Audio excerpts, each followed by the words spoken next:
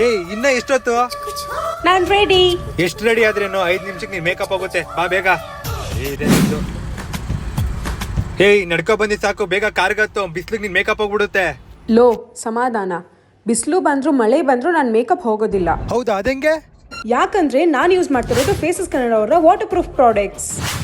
ನಾನಿವತ್ತು ಮೊದಲಿಗೆ Faces Canada ಅವರ ಅಲ್ಟಿಮೇಟ್ ಪ್ರೋ ಮೇಕಪ್ ಫಿಕ್ಸರ್ನ ಬಳಸ್ತಿದ್ದೀನಿ. ಆಸ್ ಎ ಬೇಸ್ ಇದು ವಾಟರ್ ಪ್ರೂಫ್, ಹೈಡ್ರೇಟಿಂಗ್ ಜೊತೆಗೆ ತುಂಬ ಲಾಂಗ್ ಲಾಸ್ಟಿಂಗ್ ಕೂಡ.